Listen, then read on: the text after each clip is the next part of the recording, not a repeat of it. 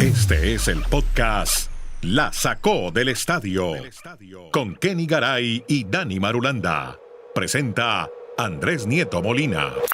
Hey, hola, ¿cómo están? Llegamos a un episodio más de La Sacó del Estadio, el podcast que le habla de toditos los deportes, las ligas de los Estados Unidos, el fútbol. Vamos a hablar del suramericano con la victoria de Colombia, pero antes, lo más importante hoy, lo más relevante con lo que abrimos es los playoffs de la NBA, que tuvo resultados sorprendentes, entre ellos, Dani Marulanda, la derrota de los Pistones de Detroit. Probablemente Detroit pase la ronda, pero lo que manifestamos, Andrés, es que, o sea, deben estar felices porque fueron los número uno. Nadie se imaginaba que iba a ser el número uno del este, pero no me digan, Andrés Garay, oyentes, que hoy es el gran candidato a ser el campeón de la conferencia. Yo sigo insistiendo que es más los Celtics, que es más los Knicks, y por eso, Andrés, en esta primera ronda de los playoffs, todos los locales ganaron, menos los Detroit Pistons. O sea, ahí da uno en cuenta, Andrés, la magnitud de lo que realmente, sí, tiene muy buenos jugadores, pero yo no sé, a mí me parece que le falta algo como para decir que es un gran candidato. A pesar de que Cade Cunningham tuvo 39 puntos, echó el equipo al hombro, pero no pudo. Y creo, Andrés, que la otra sorpresa de la jornada, más que en los ganadores, fueron los resultados. Es increíble, Andrés, que en una primera ronda de los playoffs, los 8 partidos, todos fueron realmente, digamos, a ver, entre comillas, palizas, porque es que no hubo un... Sí, tienen que hacer algo para esos primeros partidos, muy poco atractivos, se acabaron muy rápido. No hubo un derrotado por menos de 10 puntos, o sea, todos perdieron por más de 10 puntos, que en la NBA, Andrés, eso es un resultado para mí abultado.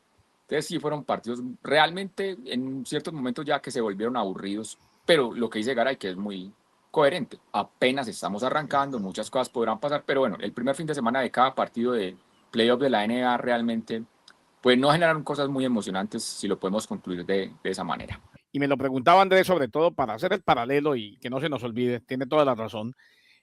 También iniciaron los playoffs de la NHL, apenas comienzan, pero sí, pintan mejor que los de la NBA hoy. ¿Verdad?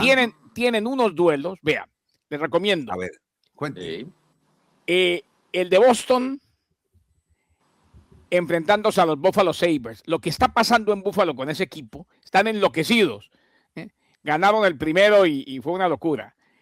También les recomiendo el de Las Vegas Golden Knights enfrentándose al Kraken, pero hay duelo de Pensilvania, el de Las Vegas Golden Knights enfrentándose al Mammoth de Utah.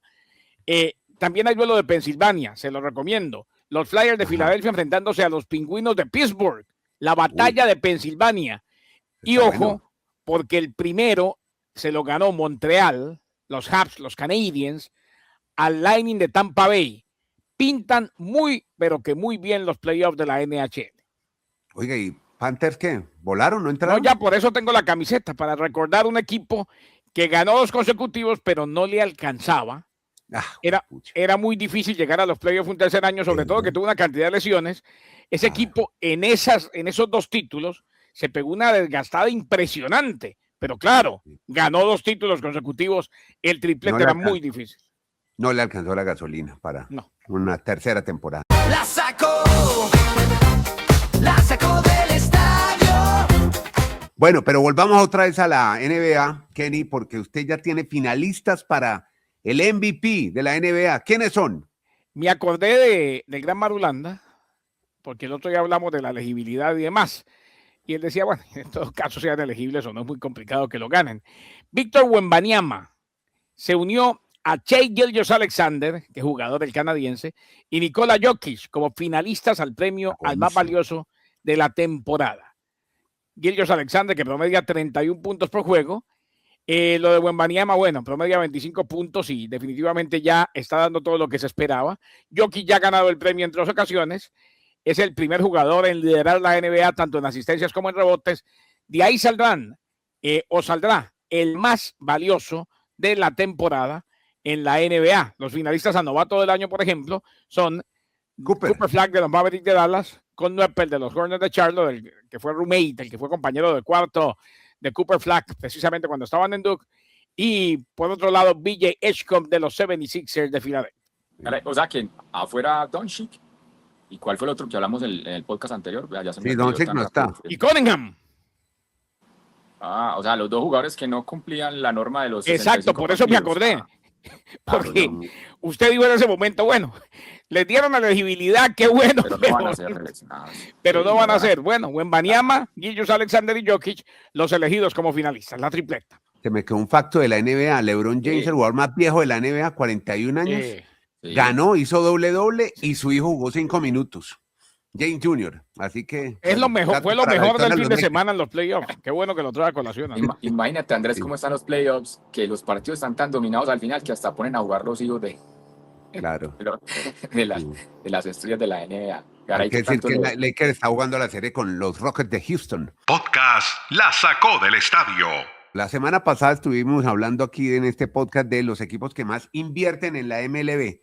Pues, ¿cómo les parece que los dos andan en crisis? Uno en una mini crisis y otro 11 partidos perdiendo. Pero empecemos con el primero, el grande, el campeón, Marulanda. Los Dodgers andan en problema, en bache. Pero por eso, Andrés, se lo pongo en mini crisis, porque es que es tan abrumador Un pequeño el resultado bache. que ha tenido. Sí, no, es un desliz, pero muy mínimo. Es por el rival con el que perdieron el fin de semana, es por eso. No, y el detalle es el siguiente, es que es la primera vez en la temporada que pierden 2 juegos consecutivos. Imagínense la crisis que tienen los Dodgers. O sea, es exagerado decir una mini crisis. O sea, ¿cómo ha sido el dominio de los Dodgers al arranque de la temporada? Que nunca habían perdido 2 seguidos. Entonces han perdido en este fin de semana 2 con los Colorado Rockies, que como dice Garay, pues no se esperaría que la nómina que tienen los Dodgers pierda contra los Rockies. Y mañana seguiremos, Andrés, en el próximo episodio hablando de esta serie entre Dodgers y los Rockies, porque ¿sabe quién va a lanzar en el siguiente juego de esa serie? ¿Quién? José Quintana, que volvió No, otra vez a bueno. Grandes Ligas, después de estar 15 días ausente. La semana pasada fue reactivado, no le fue muy bien con los Astros, pero uno dice, pero muchachos, lo ponen a ver y cómo lo van a enfrentar a esa batería enorme de los Dodgers, pero bueno, ahí le va a tocar a José Quintana, Andrés, ese duro rival de enfrentar, en eso que uno podría decir una mini crisis, o sea, 2 jueguitos seguidos, pero los Dodgers, Andrés, son el gran candidato, sin lugar a dudas. Como los Yankees, cuando pierden, ustedes No, pero- ahondan en la crisis. No, pero es que Cuando los Yankees, pierden- No, pero es que los Yankees Dodgers con llevan- ese equipazo que tienen, Andrés. Pierden un partidito y ustedes que dicen pi- que ya el fracaso y que no sé qué. Es más, los Dodgers son noticias y pierden ante cualquiera y ante los Rockies mucho más. Ese equipo que tienen es una maravilla, es una cosa, por favor. Bueno, el que sí no se enruta, no se encarrila son los Mets, Kenny. Andrés, se acumulan las derrotas. 11 consecutivas, 11. No me diga, qué barbaridad. Francisco Lindor, por ejemplo, dijo, el lío que se va a armar un buen lío. Lo que quiere decir es que les toca urgentemente empezar a revertir 11ª derrota consecutiva. Ante los Cachorros de Chicago fue la 11ª. Los Mets descansando en el momento que hacemos este podcast y luego comienzan una estadía en casa de 9 juegos, iniciando serie de 3 contra los Twins de Minnesota. Así pues que pendiente de lo que pase, con un equipo que por la nómina que tiene, definitivamente tiene la obligación de ser protagonista. Y a ver qué pasa con los Mets de Nueva York, ya es preocupante. Sí, estamos en abril, usted me puede decir lo que quiera, pero Sí, no dejan de ser 11 derrotas de manera consecutiva. Un facto de esa mala racha de los Mets. Un dato que lo ha publicado nada más y nada menos que Jeff Passan. Hombre, Solo hay un equipo en la historia de la MLB que tuvo una racha de 11 derrotas consecutivas y llegó a playoffs. O sea, así lo dio, no lo dio así. no es tanto porque sea, no es tanto por cuál sea, Andrés, sino porque solamente uno en la historia con 11 derrotas consecutivas ha llegado a los playoffs. O sea, si nos atenemos a ese número, los Mets pueden quedarse fuera de los playoffs. Están contra la pared. Eso es una frase, o un pensamiento que Garay nos ha anunciado mucho en el podcast. En abril no se gana la Serie Mundial, pero sí se puede perder. Y los Mets, Andrés, en esta debacle, o sea, es que les va a tocar remar contra todo y contra todos. Muy recientemente, la temporada pasada, los Guardians tuvieron 10 derrotas consecutivas en un momento de la temporada y se metieron a playoffs. Pero reiteramos el dato, solo un equipo que arrancó con 11 derrotas, o en un momento tuvo 11 derrotas seguidas, es el único que se ha metido a playoffs. Ante eso se va a enfrentar los Mets. Y cierro, Andrés, de los Dodgers, que me quedó el dato de... O sea que los Mets están tomándose muy en serio el mes de abril. Abril, derrotas 1000. Chistecito. Puede ser. Un detallito, Andrés, me quedó de los Dodgers de Ohtani, que seguimos con la cuenta que nos planteó en podcast anteriores Garay. Ohtani ya lleva 51 juegos consecutivos envasándose. 51, pero el récord Qué barbaridad. está muy alto, 84, pero bueno, ahí Uy, va poco a ¿en una poco. temporada? En ¿O una cómo es? temporada, en una temporada, en la historia de Wow. MLB. Bueno, hablemos de Alberto Mendoza, es un quarterback. Kenny, ¿llega ahora a dónde? ¿O va a ser titular en dónde? Es que Contanos. es el hermano de Fernando. Ah, Fernando. El hermano de Fernando Mendoza que va a ser reclutado primero en el draft. Ah, ok. Este es Alberto, que era suplente de él en los Hoosiers de Indiana que ganaron el título nacional. Ah, sí, mire. O sea Qué que es el hermano del cubano americano, el más codiciado en el draft. Él se transfirió, recordemos, a los Georgia Tech Yellow Jackets después de ganar el título nacional.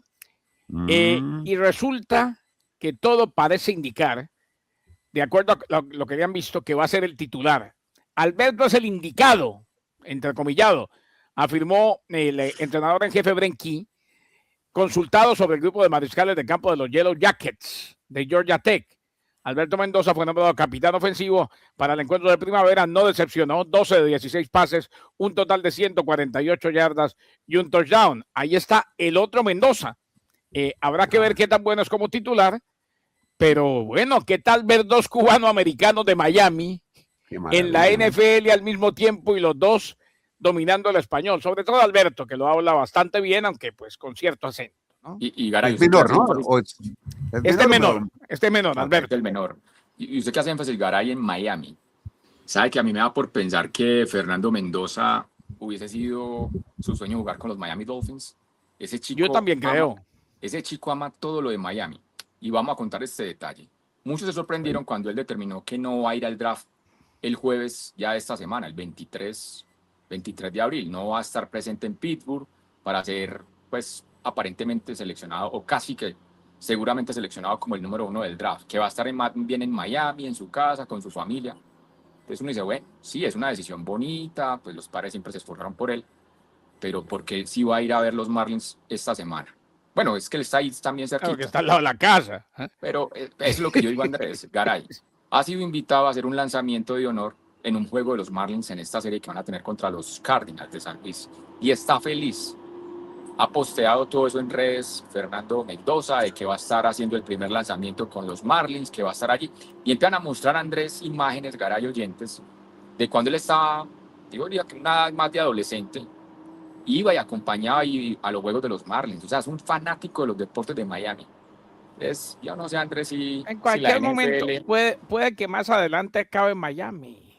Pues yo no sé, pero obviamente va a estar en los Raiders, pero yo voy al fondo, Andrés, yo creo que la NFL va a tener que poner un límite. Es que estamos haciendo un show grandísimo y cómo nos van a presentar en el día del draft. Yo creo que obviamente él es más por la mamá. Sí, eso se entiende. Y bueno, usted puede decir, tiene a la vuelta de la casa ir al estadio de los Marlins ahí en Miami, no va a abandonar por mucho tiempo a la mamá. Pero cuando esté en la temporada con los Raiders, entonces no, él se lleva a vivir la mamá a Las Vegas o le va a dar mamitis. O no sé, no. No, pues la mamá no se la tiene por qué llevar a vivir a Las Vegas. Claro, por la condición que tiene en ese momento de enfermedad, es muy normal. No, porque tal vez es mejor que se quede con el papá que la cuida. Pero al fin y al cabo, tener la posibilidad de estar al lado de su madre en el momento en que lo elijan, es bonito, es bonito. Además que no se nos olvide, con la enfermedad que ella tiene, y no estoy siendo de mal agüero, sino uno nunca sabe cuál será el último gran momento. Sí. Entonces, hay que disfrutarlo todo. Yo estoy de acuerdo con él. En la vida se toman las decisiones de acuerdo al momento que se está pasando. Podcast La Sacó del Estadio. Bueno, un poco de fútbol. En España, Copa del Rey. Ganó la Real Sociedad de San Sebastián por penalti. Partido jugado en La Cartuja, en Sevilla. Gran victoria para el equipo vasco. Y no digo más nada. Le ganó al Atlético de Madrid. Ajá. No, cuarto título en la historia de la Real Sociedad en la Copa del Rey. Hubo momentos claves, Andrés, cuando hicieron los goles. O sea, es que arranque un partido y en el primer ataque recibas un gol. Claro. Y después se equivoca, Andrés, el que ha sido uno de los bastiones en los últimos partidos del Atlético de Madrid. O sea, el penalti que hace Muso, eso no está. Sí. Eso, dígame, ¿qué técnico ante eso puede decir que Y ¿Por qué no está después, tapando se planteó Oblak? mal. Ustedes que son del Atleti, ¿por qué no no, yo tapa no soy, Oblak? no, un momentico. Primero que todo, yo no Bueno, soy de te ningún. Un conoces más momentito, la historia del Atleti. permítame, que a mí eso me saca la piedra. No, A pero ver, respóndeme la pero pregunta. ustedes ya estamos arrancando no, la le semana. respondo la Están pregunta, pero si me dejan yo estoy clarificar. tratando- Estamos arrancando la pero semana y porque lo están que les enojados. gusta, que simpatizan. No, simpatizan. simpatizo con la Real Sociedad de San No, Sebastián pero porque, ¿por qué no tapa a Oblak? escúcheme, simpatizo con la Real Sociedad de San Sebastián porque soy vasco, de ascendencia vasca. El único equipo que llevo en el corazón, Garaycochea, es usted. ¿No? Garay, con ser Garay es suficiente, no hay necesidad de ser ni Articoechea, ni Echegaray. No, pero hubo abuelos que para hacer más Sí, fácil el apellido. sobre el triunfo de la Real Sociedad, y estuve viendo el partido, y estuve haciéndole barra a la Real Malo, Sociedad. ¿no? Flojo el partido, ¿no? Flojito, dos cosas. Primero, Después de partidos de la terrible que le tiren tan feo Ajá. a Julián Álvarez porque falló desde el punto penal después de haber anotado semejante golazo. Esas cosas pasan, pero así es el fútbol. Y lo otro, Pellegrino Matarazzo, Andrés. Sí. Primer técnico estadounidense en ganar un título en España. Usted lo viera, la manera como se le salieron las lágrimas cuando lo entrevistaron. Dijo, mi esposa me ha apoyado, mi familia también, yo vivo lejos de ellos. Ellos me dicen, siga, que ese fue su sueño. Porque definitivamente, pues, para él ha sido muy complejo. Y repito la historia en 30 segundos. Él se crió, nació en los Estados Unidos. Sí. Fue educado en una de las universidades de Ivy League en Colombia. Ahí jugó fútbol. O sea, él es un hombre de muy altas calificaciones en lo académico. Jugó fútbol. De ahí salió y dijo, bueno, me voy para Europa a probar en Italia porque quiero seguir jugando fútbol. Jugó en equipos de tercera, de cuarta división. Después en Alemania hizo su carrera en equipos de segunda división hasta que se dio cuenta que tal vez no iba a llegar más allá y pasó a ser técnico. Lo hemos conocido ya varios años en la Bundesliga y se le dio esta posibilidad. Se la jugaron con él y qué campañón el que hizo con la Real Sociedad de San Sebastián. Me alegra mucho, de verdad, por el hombre de New Jersey. Otros detalles, tiene 48 años, estudió matemáticas en Colombia y es fanático de Maradona y tiene una rutina. Todos los días le gusta caminar por el centro de San Sebastián para tomarse un cafecito y caminar. Eso le gusta hacer a Pellegrino Matarazzo, que dijo además que Italia nunca le abrió las puertas, que él intentó trabajar en Italia con los italianos dado su origen, pero que Italia nunca creyó en él. Bueno, y yo me refiero, Andrés, básicamente al Cholo Simeone, porque creo que no es una persona como de términos medios. O sea, o es amado o es odiado. Amado, obviamente, por gran fanática del Atlético de Madrid, porque en casi década y media que lleva con el equipo Andrés, el Atlético de Madrid ha ganado la mayor cantidad de títulos que antes no se esperaba. Ligas, copas, Europa Leagues, ha estado en finales de Champions y todo eso lo reconoce Andrés, el fanático fiel seguidor del Atlético de Madrid. Pero dicho eso, Andrés, pues obviamente estarán los detractores porque dicen que el Atlético de Madrid tiene un estilo de juego no apto para los jugadores que tiene actualmente. Pero Andrés, yo creo que esa es la diferencia, actualmente.